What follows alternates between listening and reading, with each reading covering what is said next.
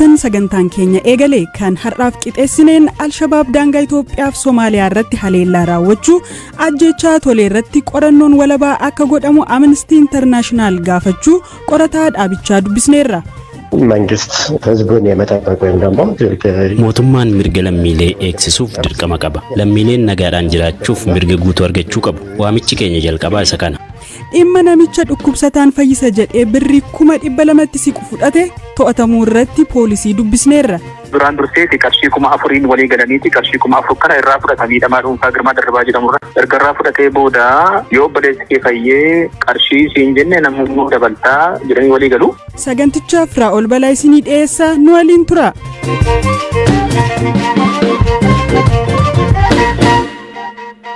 Al-Shabaab naannoo daangaa Itoophiyaa fi Soomaaliyaatti haleellaa qaqqabsiiseen humnoota poolisii Itoophiyaa 17 ajjeesuu fi miseensonni garichaa 63 ajjeefamuu hoogganaa nageenyaa Itoophiyaa waabeeffachuun Reuters gabaaseera. Namni waan ta'e ijaan argee fi naannoorraa dhagee akkasiin BBC'tti himeera. Magaalada geeskaa kale ka soo galeen naannoo daangaatiin ture ibsaa konkolaataawwan isaanii dhaamsuun kaaseenan yeroo muraasaaf erga riphanii turanii booda gara magaalaa seenuu eegalan. Konkolaataawwan 16 fi dokdokkeewwan lamaan turan hidhattoota hedduu turan erga magaalaa seenanii booda ammoo kaan isaanii darbanii deeman ammas magaalaa kan biraa seenanii yeroo muraasaaf turan maaliif akka turan hin beeku. Duuba baadiyyaa Gaariiboo Hamar keessaa ba'uu eegalan. Gaariiboo Hamar ganda baadiyyaa Ankoo fi Afaadaa gidduutti argamtuudha. Aanaa Hargallee keessatti argamti. Hidhattoonni daandii guddicha Assoo fi Yuud gidduu jiru irra turan hamma imalan kana uummatarraan miidhaan geessifne. Wayita isaan seenan garuu uummanni guddoo rifate. Jiraataan naannoo Somaalee BBC'n dubbisee kan biraan hidhattoonni Al-Shabaab naannoo Soomaaliyaa fi biyya Soomaalii gidduutti iddoowwan argaman Yaatii fi Aattoo keessa seenuun humna addaa naannoo Soomaaliyaa waliin wal dhahuu dubbateera. Hidhattoonni kunneen humna addaa mo'achuu bira darbanii naannoo Somaalee seenuu kan himu namni kun iddoowwan Yaatii fi Aattoo jedhaman to'annoo isaanii jala galfachuus dubbateera. Namni kun yeroo ammaa godina Afdeeraa aanaa Hargellee daangaarra jiraachuu hime. Jiraattonni naannoos erga hidhattoonni seenuu baranii booda bosona keessa dhokatanii jiru jedhe.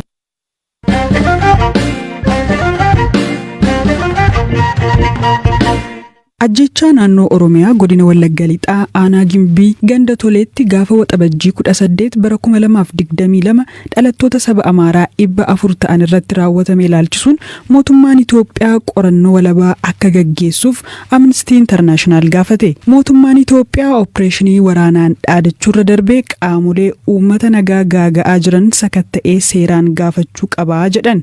Jaarmiyaa kanatti qorataa dhimma Itoophiyaa fi Eertiraa kan ta'an obbo Fissahaa Taklee. መንግስት ህዝቡን የመጠበቅ ወይም ደግሞ mootummaan mirga lammiilee eegsisuuf dirqama qaba. Lammiileen nagaadhaan jiraachuuf mirga guutuu argachuu qabu. Waamichi keenya jalqabaa isa kana. Haleellaan akkanaa wayita raawwatu kun kan jalqabaa miti. Oromiyaa keessattis ta'ee naannolee biroo keessatti haleellaan duguuggaa sanyii fakkaatu deddeebi'ee raawwata. Haleellaawwan kunneen gosa irratti xiyyeeffachuun kan raawwatamanidha. Mootummaan haleellaawwan irra deddeebiin raawwatamaa jiraniif qaama duuba jiru gaafatamaa gochuu danda'uu qaba. Haleellaan wal fakkaatan irra deddeebiin iddoowwan garaagaraatti mudata. Garuu qaamni itti gaafatame hin jiru. Mana murtiitti dhiyaatee itti gaafatamummaa akka fudhate akkaan muraasa. Gaafatamummaa dhabuun ammoo haleellaawwan biroon heddumminaan akka raawwatamaniif karaa saaqa jechuudha. Waggoota arfan darban waraanaan alatti sababoota garaagaraan namoonni kumaatamaan lakkaa'aman ajjeefamaniiru. Lubbuun lammiilee nagaa haala kanaan ba'uun baratamaa dhufeera. Kun ta'uu hin qabu. Mootummaan qaamolee yakka akkasii keessatti hirmaatan seera qabsiisuuf dirqama qaba. Yoo caasaa isaa keessa rakkoon jiraates namoota rakkoo qaban gaafatamoo gochuu qaba.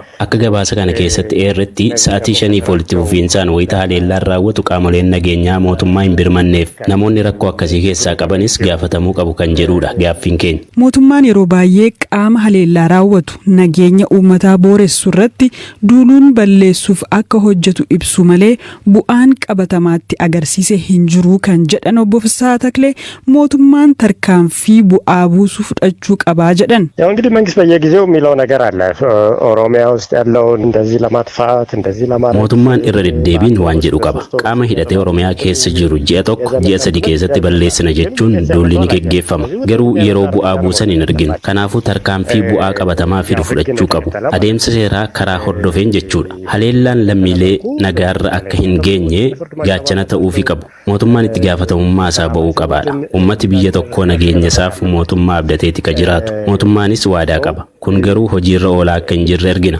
Haleellaan akkanaa naannolee Amaaraa, Beenishaangul Gumuz, Gambeelaa, Somaaliyaa, Affaar keessattis wayita mudatu argaa jirra. Haalli kun akkanaan itti fufuu hin qabu. Jiraachuun mootummaayyuu kanaan madaalama. Qaamolee haleellaa raawwatan guyyaa tokkotti balleessina jechuun inni mootummaan dhaadatus balaa baata. Rakkoo furuu caalaa dhiittaan mirga namoomaa akka heddummaatuuf karaa saaqa. Wayita tarkaanfiin humnaa fudhatamuu eegalu kan miidhamu uummata nagaa waan ta'eef. Kanaafuu adeemsa seeraan kanneen yakka raawwatan gaafachuu qaba. Amnestiin gabaasa kana baasuun alatti dhimma kanarratti mootummaa waliin mari'ateera. Iddoowwan namoonni itti ajjeefaman jedhamanitti qorannoo gaggeessee qaba jechuunis gaafanneera. Itoophiyaa keessatti torbeedhaan ji'aan haleellaawwan raawwatamu. Kanaaf hamma humni keenya danda'e hojjenna. Haleellaan tolee kun mataansaa erga raawwatee ji'a caaleera. Garuu namoota argachuun qulqulleessuun yeroo fudhata. Haleellaa mudate ilaalchisee haga yoonaatti maatii namoota ajjeefamanii dubbise. Qaamolee mootummaas dubbisneerra. Lakkoofsa kanayyuu qaamolee mootummaa naannoo jiran irraa argan. Mootummaa federaalaa waliin dubbachuuf yeroo baay'ee ni yaalla. Garuu deebii nuuf hin kennan. Fedhiin keenya bakkatti argamnee odeeffannoo sirrii argachuu ture. Garuu mootummaan kanarratti waan nu hin tumsineef bilbilaan odeeffannoo fudhan. Kanaaf nuti carraa arganne maraan mootummaa akeekkachiisuu yaadachiisuu itti fufna.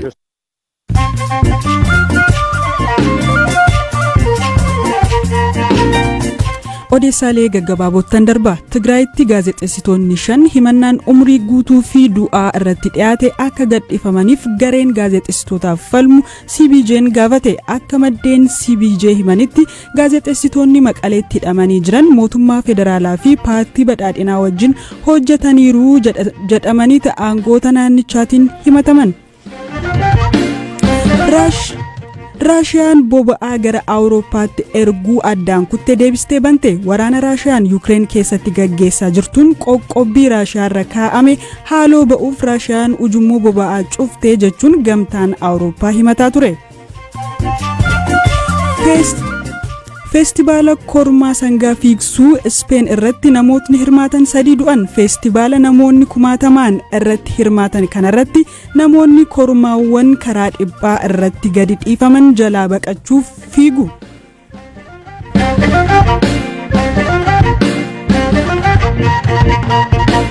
Odeessa aanuttiin darba. Dachee Oromiyaa bosonaan uwwifaman irratti sagantaan hojjetu Oromiyaa Forested Landscape jedhamu erga hojii eegalee waggaa 5 lakkoofsiseera. Sagantaan baankii addunyaan deeggaramu kun biyyoota guddatan 5 keessatti kan hojjetu yoo ta'u, Afrikaa keessaa Zaambiyaa fi Itoophiyaa keessatti hojiirra oolaa jira. Bittaa kaarbooniif baankiin addunyaa doolaara miliyoona 40 caalu naannoo Oromiyaaf ramadeera. Ofii kaarboon faayinaans jechuun maali? Akkamiin herregama? Obbo Boonaa Yaaddessaa Daariktara itti aanaa abbaa taayitaa eegumsa naannoo Oromiyaati. Kana jechuun amma biyyoonni guddataa jiran Itoophiyaa dabalatee qilleensa gubataa greenhouse gas wanni jedhamu jira. Greenhouse gasii kana gara qilleensatti gadhiisuu keessatti gaheen biyyoota guddataa jiranii xiqqaa. Garuu saaxilamummaan keenya guddaa. Paris agreementii keessatti biyyoonni taargeetii kaa'atanii jiru. Biyyoonni indastiriin badhaadhaan ho'iinsa qilleensaawwan gallakkisa gaazii gubataa hir'isuuf taargeetii kaa'atanii taargeetii kana irratti walii galamee jira. Taargeetii kanaan ammoo biyyi guddatanii jiran biyyoonni Awurooppaa, Ameerikaa kun kaarboon baalaansii isaanii imishii ridakshinii biyya isaanii keessa jiruun guutuu hin danda'an. Kana baalaansii san biyyoota guddataa jiran kanarraa bitatu jechuudha. Koota san guuttachuuf. Koomitmentii seenan san baalaansii san nurraa bitatu jechuudha. Bitachuun kun waan maal godhaata gam tokkoon koomitmentii addunyaan seenaaf kana akka guutan isaan taasisa. Lammaffaa immoo hojii naachuraal riisorsi riistooreeshin konserveeshinii kana biyyoota guddataa jiran biyyoota akka Itoophiyaatiif akka deeggaran taasisa jechuudha. Adeemsa kaarboon faayinaansii kana fakkaata. Akkamiin herregama moo amma akkamitti kaalkuleet godhama? Jalqaba bosona jechuun kuni parsantii naga ta'e matammaa isaatu kaarbooni. Baala isaa keessa jira, gindii isaa keessa jira, hidda isaa keessa jira, biyyee hiddi inni qabatu san keessa jira kaarbooni.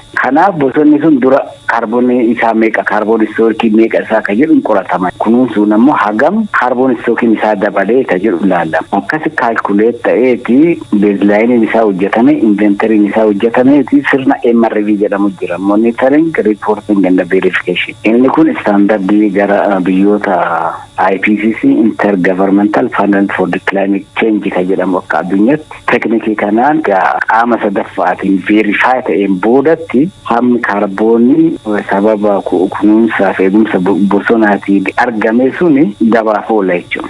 Yoomi kan eegale wanti kun yeroo dhiyoo as miti Itoophiyaa keessatti yookiin yeroo dhiyoo akkuma biyyaatittuu hojiin kun bal'inaan kan hojjetame manni faayidaa irraa argachuu jalqabe Oromiyaa keessatti naannoo baay'ee fi godina Arsii lixaa aanaa Affan dabalatee bosonni isaa wal qabata waan ta'eef maasiiviin isaa wal qabata waan ta'eef aanaa muraasa irratti hektaara gara 200,260 irratti pirojektiin gama Faarm Afrikaatiin hojjetamaa ture. Gurgurtaan kaarboonii marsaa lamaan raawwatamee jira jechuudha. Marsaa duraa gara qarshii Itoophiyaatti qarshii biliyoona 149 marsaa ammoo gara miliyoona 330 ol ta'u achi gurguramee jira jechuudha. Hektaara 200,260 irraa. Akka baankii addunyaatti sagandaan kun yeroo bocamu garaagarummaa yookaan emission reduction payment jedhama. Gad lakkisa gaazii hir'isuu keessaan result based payment gara doolaara miliyoona 40 allocate godheera baankiin addunyaa.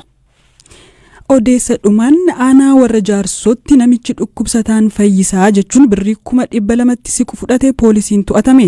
Shakkamaan Yibaluu Addaamu jedhamu naannoo Amaaraa godina Goojjam lixaa aanaa Qaariitirraa adoolessa 7 bara 2014 gara naannoo Oromiyaa godina Shawaa Kaabaa aanaa Kuyyutti kan imalee yoo ta'u miidhamaa dhuunfaa obbo Girmaa Dirribaa waliin obboleessi koo waan dhukkubsateef naa fayyistaa jechuun beellama walii qabaniiti kan deeme. Ajajaa poolisii aanaa warra jaarsoo inspektar Kiisii Qarusee dhimma kanarratti waayilli koo Habtaamuu Xibabuu dubbiseera. Miidhamaan dhuunfaa Girmaa Dirribaa jedhamu obboleessi koo na jalaa waan dhukkubee fi naa fayyistaa jedhee walii galtee godha namicha kana wajjin jechuudha. Shakkamaan kunis akka marii geetaa of godha. Kana booda duraan durseeti qarshii 4,000 walii galaniiti qarshii 4,000 kana irraa fudhata miidhamaa dhuunfaa Girmaa Dirribaa jedhamurra. Erga irraa fudhatee booda